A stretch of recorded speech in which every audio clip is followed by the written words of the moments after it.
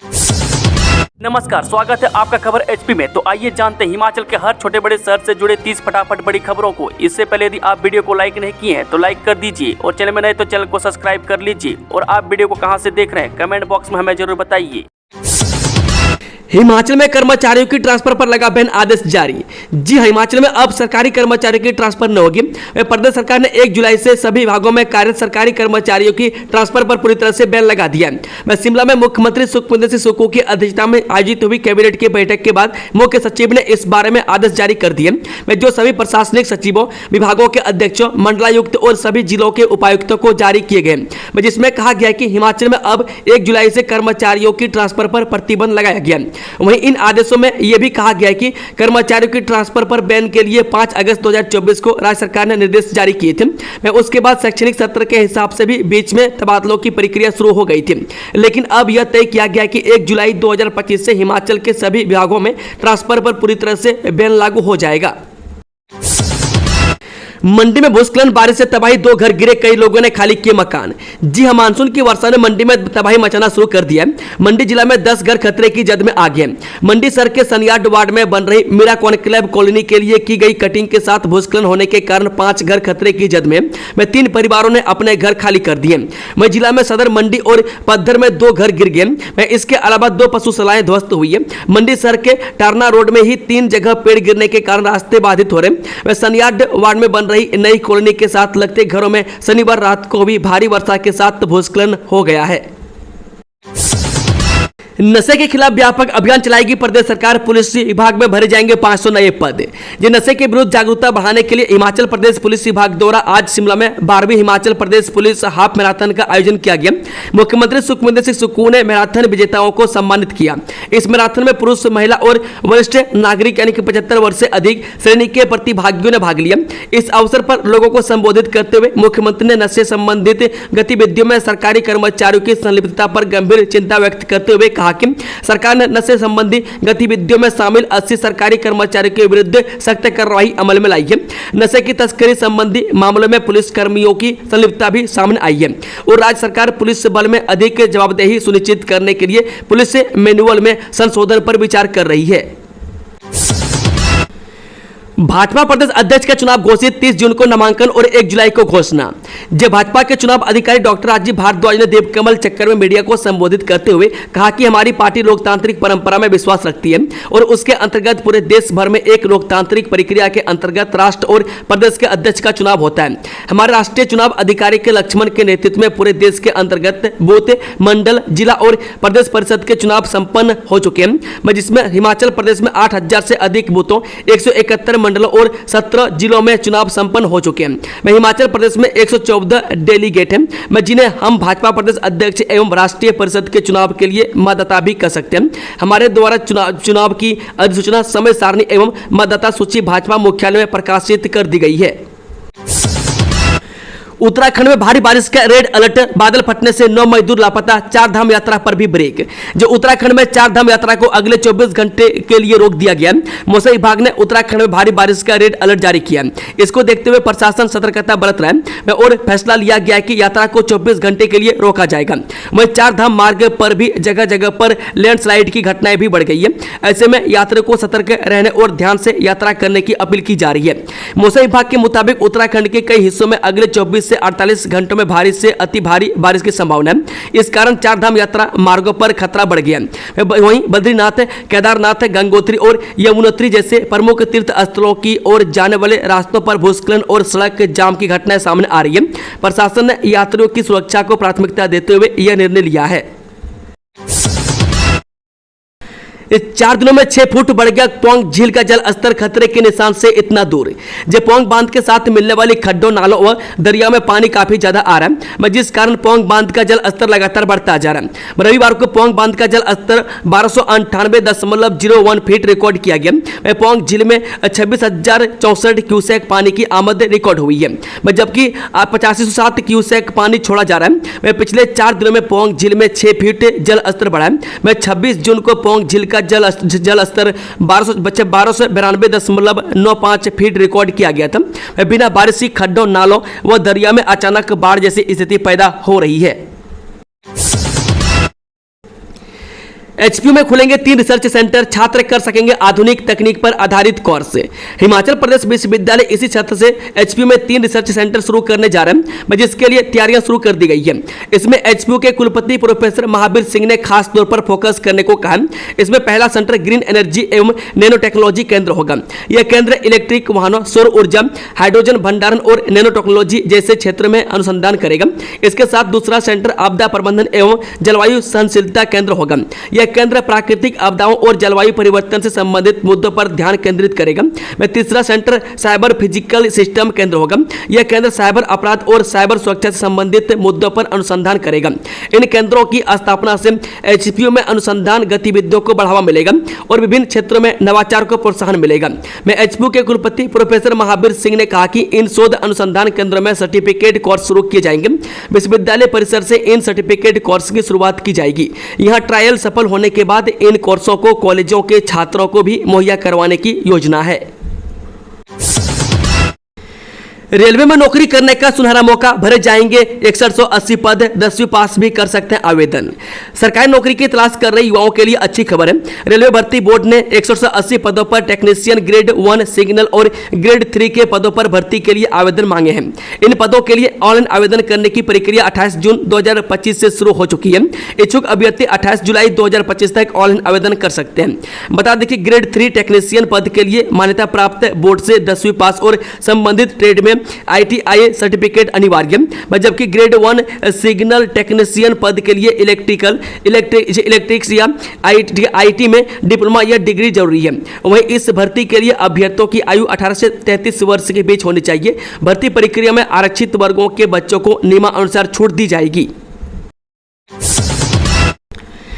छात्रवृत्ति योजना के लिए एनपीएस पोर्टल पर ऑनलाइन आवेदन करें छात्र। जब उच्च शिक्षा विभाग के प्रवक्ता ने जारी एक बयान में बताया कि राज्य और केंद्र प्रायोजित प्री और पोस्ट मैट्रिक छात्रवृत्ति योजना 2025-26 के तहत ऑनलाइन आवेदन भरने और जमा करने की प्रक्रिया 17 जून 2025 से आरंभ हो गई है। विद्यार्थी राष्ट्रीय छात्रवृत्ति पोर्टल scholarship.gov.in पर आवेदन कर सकते हैं। प्री मैट्रिक छात्रवृत्ति के लिए आवेदन की अंतिम तिथि 30 अगस्त 2025 तथा पोस्ट मैट्रिक छात्रवृत्ति योजना के लिए आवेदन की अंतिम तिथि 31 अक्टूबर 2025 रखी गई है। केंद्रीय मंत्री किरेन रिजिजू बोले 71 साल बाद देश को मिला बोध कैबिनेट मंत्री।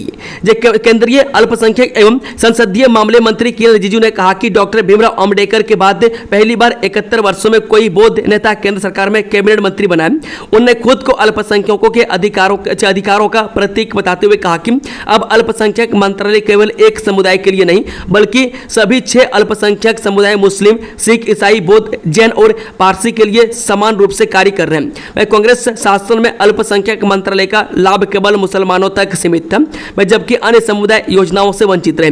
अब मोदी सरकार में सभी अल्पसंख्यक समुदायों को बोनस के साथ बजट दिया जा रहा है। मुख्यमंत्री सुखविंदर सिंह सुक्खू बोले राज्य सरकार जल्द ही नशा विरोधी व्यापक अभियान शुरू करेगी। नशे के खिलाफ जागरूकता बढ़ाने के लिए हिमाचल प्रदेश पुलिस विभाग ने रविवार को शिमला में 12वीं Himachal Pradesh police half marathon का आयोजन किया।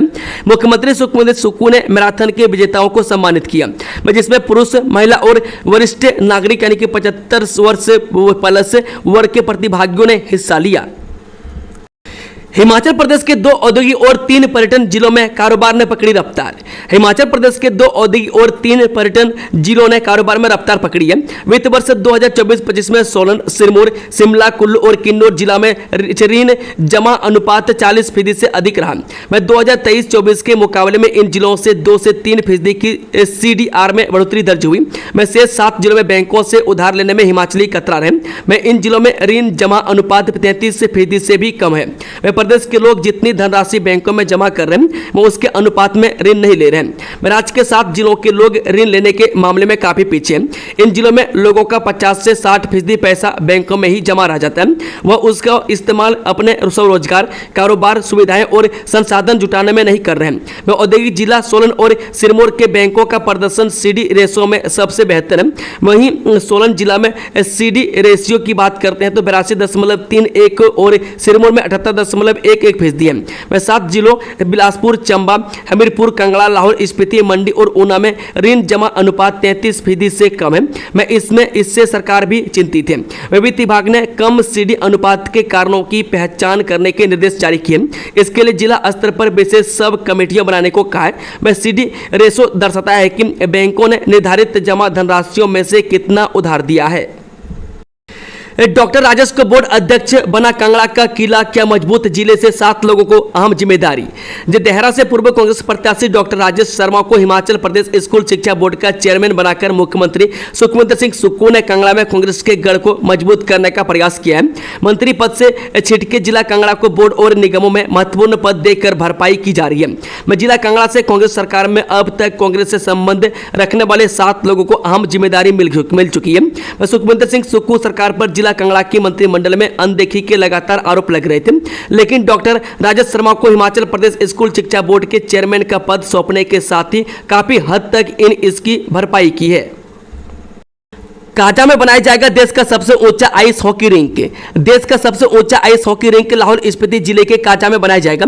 आइस हॉकी को बढ़ावा देने के लिए यहां पर खेल प्रशिक्षण केंद्र और आधुनिक खेल परिसर भी बनाया जाएगा।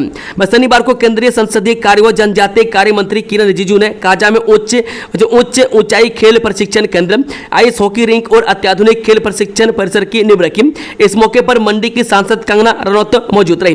प्रधानमंत्री जन विकास कार्यक्रम के तहत इन खेल सुविधाओं पर लगभग 72 करोड़ रुपए खर्च किए जाएंगे।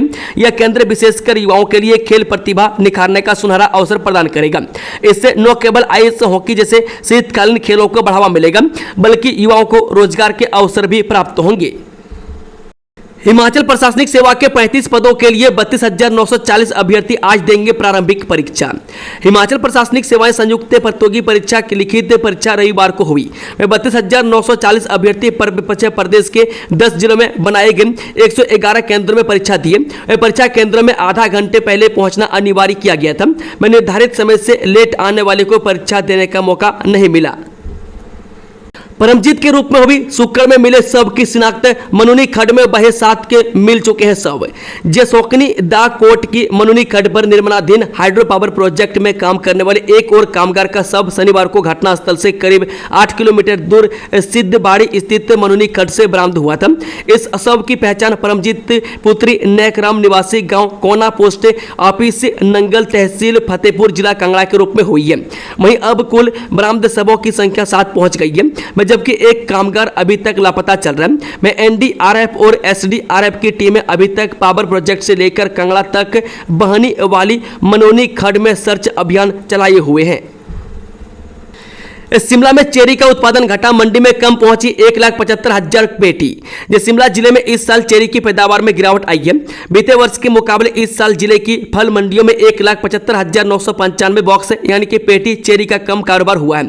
इसका मुख्य कारण अनियमित मौसम को माना जा रहा है। चेरी का सीजन अब खत्म हो चुका है। पिछले साल जहां जिला की फल मंडियों में 5,46,544 बॉक्स चेरी के पहुंचे थे, वहीं इस वर्ष 3,70,549 बॉक्स ही मंडी में पहुंची। इससे शिमला जिला के फागू, ठियोग, कुमारसैन और नारकंडा सहित अन्य प्रमुख चेरी उत्पादक क्षेत्रों के बागवान निराश हैं। राज्यपाल शिव प्रताप शुक्ल ने 12वीं हाफ मैराथन को दिखाई हरी झंडी, हर वर्ग के लोग हुए दौड़ में शामिल। राज्यपाल शिव प्रताप शुक्ल ने रविवार को शिमला के ऐतिहासिक रिज मैदान पर नशे को मात देंगे एक साथ थीम के साथ हिमाचल प्रदेश पुलिस विभाग द्वारा आयोजित 12वीं हाफ मैराथन को हरी झंडी दिखाकर रवाना किया। इस अवसर पर राज्यपाल ने कहा कि भारी बारिश के बावजूद पुलिस विभाग द्वारा आयोजित 12वीं हाफ मैराथन में युवाओं का जोश कम नहीं हुआ। हर वर्ग के लोग बड़ी संख्या में दौड़ में शामिल हुए। टीजीटी कमीशन आवेदन की तिथि बढ़ाए चयन आयोग। लंबे इंतजार के बाद राज्य चयन आयोग ने टीजीटी भर्ती की प्रक्रिया शुरू की है। इसके तहत 3 जुलाई 2025 तक इच्छुक पात्र अभ्यर्थी आवेदन कर सकते हैं, लेकिन जून माह में हिमाचल प्रदेश स्कूल शिक्षा बोर्ड ने शिक्षक पात्रता परीक्षाएं आयोजित की है, जिनका परिणाम यदि शीघ्र घोषित कर दिया जाए तो इसमें उत्तीर्ण होने वाले भी कमीशन भर्ती में शामिल हो सकते हैं। राजकीय टीजीटी कला संघ ने उक्त मांग प्रदेश स्कूल शिक्षा बोर्ड के नवनियुक्त अध्यक्ष डॉक्टर राजेश शर्मा से की है। संघ ने अध्यक्ष से टीईटी का परीक्षा परिणाम शीघ्र निकालने की अपील की है। वह संघ के प्रदेश अध्यक्ष सुरेश कौशल, उपाध्यक्ष देशराज कालिया और महासचिव विजय हीर सहित समूची कार्यकारिणी ने कहा कि राज्य चयन आयोग को भी टीजीटी कमीशन में आवेदन की तिथि को 20 जुलाई 2025 तक बढ़ाना चाहिए और 15 जुलाई तक टीईटी के परिणाम शिक्षा बोर्ड को घोषित कर देने चाहिए। इस बारे में संघ ने राज्य चयन आयोग को भी ज्ञापन भेजा है। कॉलेजों का निरीक्षण करेंगी एचपीयू की टीमें, व्यवस्थाओं का लिया जाएगा जायजा। जब कॉलेजों में नया शैक्षणिक सत्र शुरू होने पर अब हिमाचल प्रदेश विश्वविद्यालय निरीक्षण प्रक्रिया शुरू करेगा। निरीक्षण के दौरान कॉलेजों में उपलब्ध व्यवस्थाओं का जायजा लिया जाएगा। इसके अलावा कॉलेजों में नशा मुक्त परिसर, स्वच्छ परिसर और पर्यावरण के प्रति जागरूकता के लिए भी विश्वविद्यालय से टीमों को भेजा जाएगा।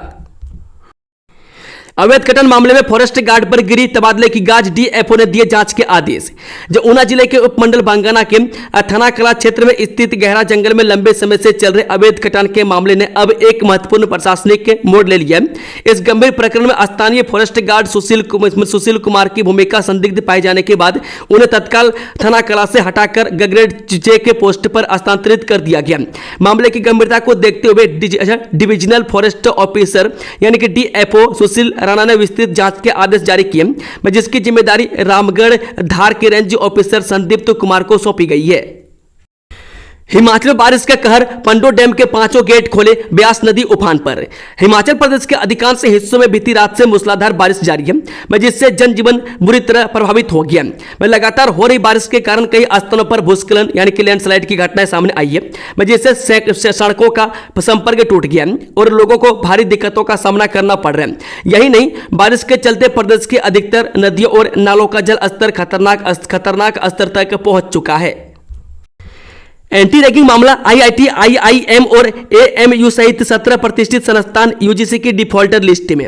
4 भारतीय प्रौद्योगिकी संस्थान यानी कि आईआईटी और 3 भारतीय प्रबंधन संस्थान यानी कि आईआईएम को एंटी रैगिंग मानदंडों का पालन नहीं करने की वजह से डिफॉल्टर लिस्ट में डाला गया। विश्वविद्यालय अनुदान आयोग यानी कि यूजीसी के अधिकारियों ने इसकी जानकारी दी। बता दें कि यूजीसी ने देश भर के 89 संस्थानों को एंटी रैगिंग मानदंडों के अनुपालना का अनिवार्य आश्वासन प्रस्तुत न करने पर कारण बताओ नोटिस जारी किया। डिफॉल्टर लिस्ट में आईआईटी, आईआईएम, एम्स और एनआईडी सहित 17 प्रतिष्ठित संस्थान शामिल है। हिमाचल में मानसून का कहर, 10 दिन में 39 की मौत, 81 घायल, कुल 7.5 करोड़ का नुकसान। जब मानसून सीजन में पहाड़ी राज्य हिमाचल को हर साल गहरे जख्म मिलते हैं, इस बार भी जान और माल का भारी नुकसान हो रहा है। कुल 10 दिन में 39 से अनमोल जीवन भारी बारिश की भेंट चढ़ गए। इस दौरान 81 लोग घायल हुए हैं। अभी 4 लोग लापता हैं। बारिश के कारण सड़क हादसे भी हो रहे हैं। रोड एक्सीडेंट में 19 लोगों की जान गई है। सबसे अधिक नुकसान कांगड़ा जिला को हुआ है। कांगड़ा में 12 लोगों की मौत हुई है। प्रदेश भर में डूबने से ही 6 लोगों की जान चली गई है। इसके अलावा सरकारी व निजी संपत्ति को 7.5 करोड़ रुपए से अधिक का नुकसान हो चुका है। यह आंकड़ा 20 जून से 29 जून तक का है। उल्लेखनीय है कि हिमाचल प्रदेश ने 2 साल पहले ही सदी की सबसे भयावह आपदा देखी है। वर्ष 2023 में हिमाचल में मानसून सीजन में 509 लोगों की जान गई थी। अकेले 14 अगस्त 2023 को प्रदेश भर में भूस्खलन व बाढ़ से एक ही दिन में 55 लोगों का जीवन समाप्त हो गया। इस दिन शुरू होगा जनगणना का पहला चरण। सर्वे में पूछे जाने वाले सवालों की लिस्ट तैयार। रजिस्ट्रार जनरल ऑफ इंडिया ने कहा कि आगामी जनगणना के लिए मकानों की सूची बनाने का काम 1 अप्रैल 2026 से शुरू होगा, जो 10 के प्रक्रिया के पहले चरण की शुरुआत होगी। राज्यों और केंद्र शासित प्रदेशों के मुख्य सचिवों को लिखे पत्र में जनगणना आयुक्त और रजिस्ट्रार जनरल मृत्युंजय कुमार नारायण ने कहा कि मकानों की लिस्ट बनाने का काम और मकानों की जनगणना 1 अप्रैल 2026 से शुरू होगी। इससे पहले पर्यवेक्षकों, गणनाकारों की नियुक्ति और उनके बीच काम का बंटवारा राज्यों और जिला प्रशासन के सहयोग से किया जाएगा। जनगणना 2 चरणों में होगी। पहले चरण में हाउस लिस्टिंग अभियान के तहत प्रत्येक घर की आवासीय स्थिति, परिसंपत्तियों और सुविधाओं के बारे में जानकारी एकत्र की जाएगी। 8वां वेतन आयोग, 10 साल पुराना नियम बदल सकती है सरकार, 0 हो सकता है डीए, सैलरी पर क्या होगा प्रभाव, जाने पूरी जानकारी। 8वां वेतन आयोग को लेकर देश के लाखों केंद्रीय कर्मचारियों की धड़कनें बढ़ी हुई है। वहीं सबकी नजरें इस बात पर टिकी हुई है कि नया पे कमीशन कब आएगा और इससे कर्मचारियों की सैलरी में कितनी बढ़ोतरी होगी। हालांकि केंद्रीय कर्मचारियों में सैलरी बढ़ने की खुशी के साथ कंफ्यूजन भी है। दरअसल 8वें वेतन आयोग को लेकर इस तरह की चर्चाएं हैं कि इस बार सरकार महंगाई भत्ते के कैलकुलेशन का पूरा खेल ही बदलने वाली है। मीडिया रिपोर्ट के मुताबिक सरकार 10 साल पुराने नियम को बदलकर डीए को 0 कर सकती है। इससे केंद्रीय कर्मचारियों को फायदा होने की उम्मीद है। हिमालयी राज्यों के स्पेस टेक्नोलॉजी से दूर होगी चिंताएं, उत्तराखंड में तैयार होगा रोड मैप। हिमालयी राज्यों के लिए अंतरिक्ष प्रौद्योगिकी बड़ा वरदान साबित हो सकती है। हालांकि स्पेस टेक्नोलॉजी का आज किसी न किसी रूप में तमाम जगहों पर उपयोग हो रहा है, लेकिन हिमालयी राज्यों में इसकी भूमिका को और अधिक बढ़ाकर समस्याओं के समाधान के लिए रोड मैप बनाने का प्रयास है। बड़ी बात यह है कि खुद इसरो के अध्यक्ष और तमाम वैज्ञानिक इसके लिए उत्तराखंड पहुंचने जा रहे हैं ताकि इसके लिए सटीक खाका तैयार किया जा सके। बद्दी बरोटीवाला में मानसून की पहली बारिश ने मचाई तबाही, घरों दुकानों में घुसा पानी, सड़कों पर घंटों थमा रहा ट्रैफिक। रविवार को मानसून की पहली बारिश से बद्दी बरोटीवाला के लोगों के लिए आफत बनकर आई।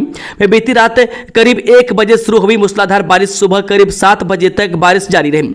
इससे कई घरों, कॉलोनियों व दुकानों में पानी घुस गया तथा सड़कों अवरुद्ध हो गई। कहीं कहीं बिजली व्यवस्था भी प्रभावित हो गई है।